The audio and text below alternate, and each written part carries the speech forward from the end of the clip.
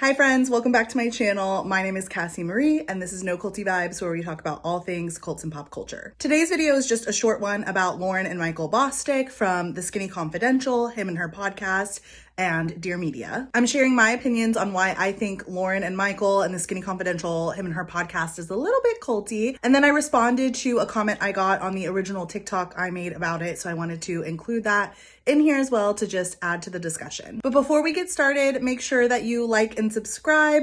I would really love to have as many subscribers here as I have on TikTok, and we have a long way to go.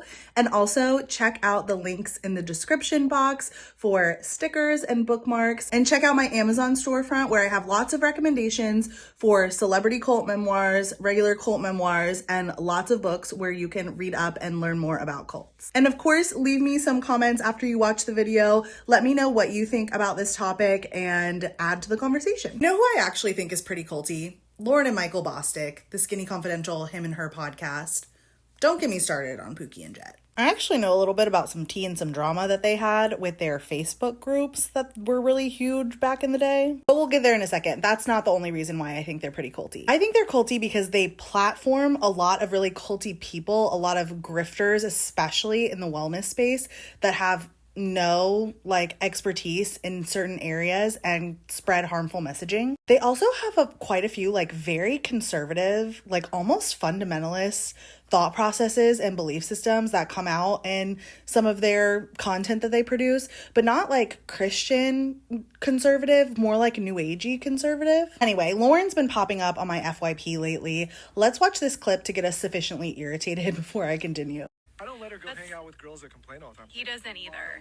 That is the key to marriage. Lauryn also popped up on my FYP lately with this video that has over 1 million views, where they interviewed Kendra Wilkinson on the Him and Her podcast. And Kendra Wilkinson was one of Hugh Hefner's girlfriends. Hugh Hefner was absolutely 100% a cult leader. And this clip that they chose, I didn't listen to the whole podcast episode, but this clip was really not survivor-centered, quite insensitive, and really rubbed me the wrong way. Lauryn and Michael have been doing this for a really long time. I actually followed The Skinny Confidential pretty religiously. I was in a cult, guys, what can I say? But I followed them all the way back when Lauryn had her blog that was just called The Skinny Confidential. I know I don't look old enough to have been on the internet that extensively when blogs were the most popular form of media for us to consume, but I am, and I was, and I did. And I also followed them pretty extensively when I was in a business coaching cult, and Facebook groups were all the rage. And around the time when they started The Skinny Confidential, him and her podcast, and made a Facebook group about it. They had a main Facebook group that was just The Skinny Confidential. They had the Him and Her podcast Facebook group. And then they let a lot of their followers make these offshoot Facebook groups around different topics. And it was just people who follow The Skinny Confidential that had other niches. They had one, that was The Skinny Confidential Boss Babes. And they were all TSC moms. I was in a couple of those because I was pregnant with my first. There were a lot of tiny little offshoots. And while these offshoots came from the Skinny Confidential community, these groups were often grown and moderated and completely posted and run by some of their followers. Lauryn wasn't even in half of them when they first started. But the drama happened when Lauryn and or Michael would go into these offshoot Facebook groups and take them over and bully the moderators and the admins out of the groups, usually because they were starting a business venture or launching something new in their business that had to do with that specific niche, even though they previously either weren't even in the group or weren't involved in starting it or growing it at all. I can't remember which order these two happened in, but I was in both of these Facebook groups, so I saw everything that went down from the beginning and talked to the original moderators and admins behind the scenes about how absolutely vicious Lauryn was when this happened.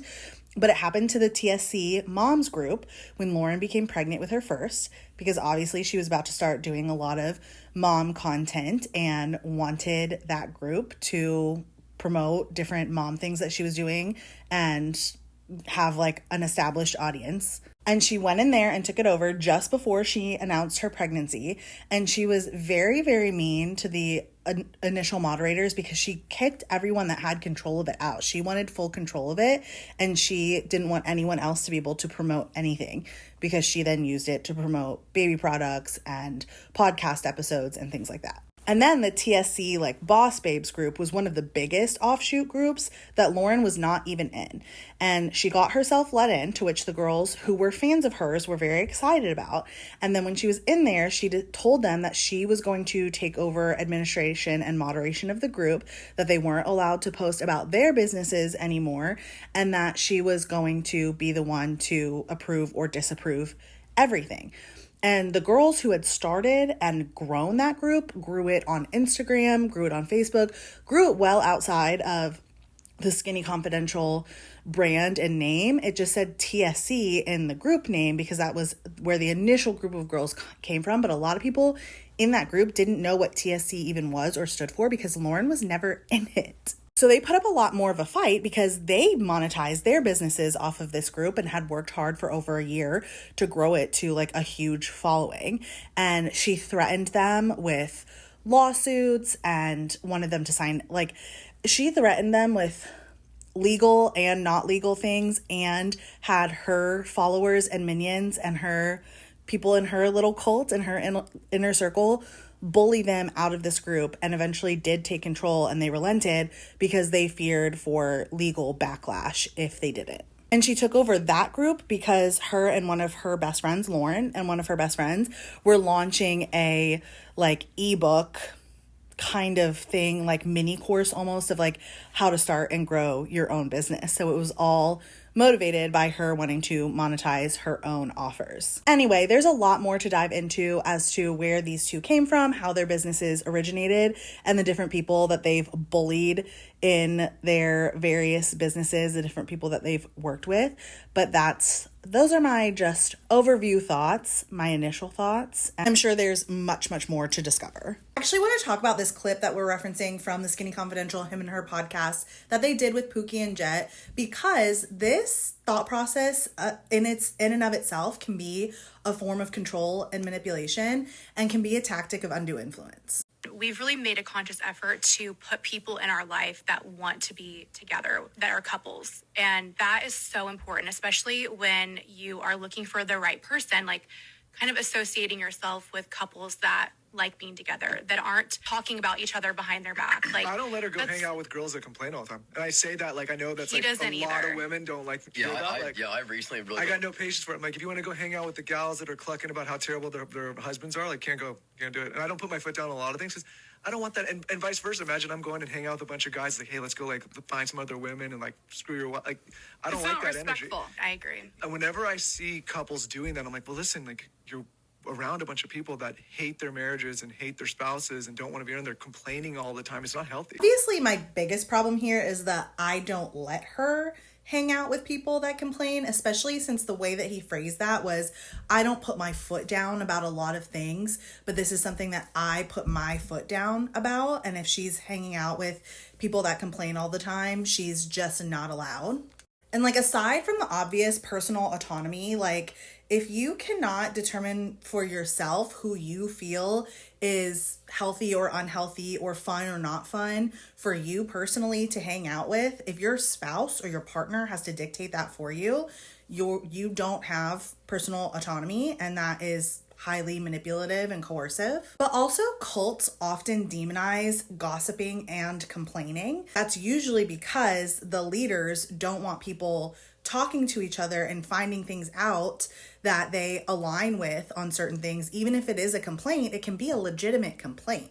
Not every complaint about something or someone is an illegitimate complaint or a rude, gossiping, bad thing.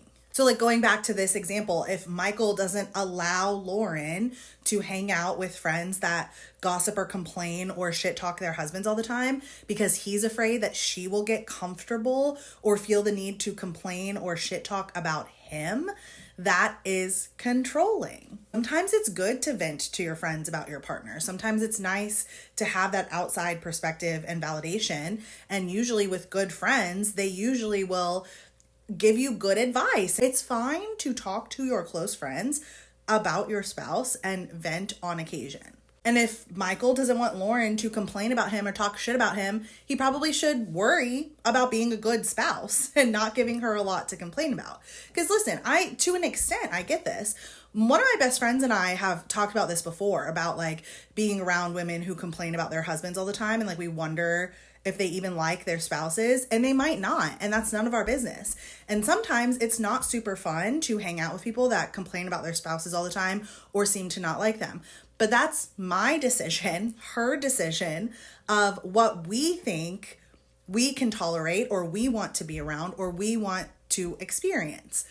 At no point has my husband ever said to me, yeah, you're not allowed to hang out with the friends that don't like their husbands and complain about them. In coercive and controlling situations, the last thing that a leader or a partner would want is for the person under their control to complain about them to someone else and have that someone else validate their feelings and say, hey, yeah, that is kind of messed up. I would ask more questions about that. I would talk to somebody about that. I would continue talking to your spouse about that. I would seek outside help. They don't want them validated in their experience. And I'll say this again for people that don't want to listen to what I'm saying. If you personally have friends that complain a lot about their spouses and you start just being uncomfortable with that, or you're not having fun, or you're getting annoyed and you don't want to be around them because you don't want to spend your night outside the home or your night hanging out with friends just listening to someone complain every single time, that is a fine boundary for you to set for yourself about the experiences you want to have. If your spouse or your partner is saying, hey, I'm going to put my foot down. You've told me a couple of times that this person likes to complain about their partner. So you're actually not allowed to hang out with them ever again because I'm not going to have you turning into someone who complains about me to your friends. Absolutely not. That is a red flag. That is a form of control, and they likely don't want you to be validated in your experience of them.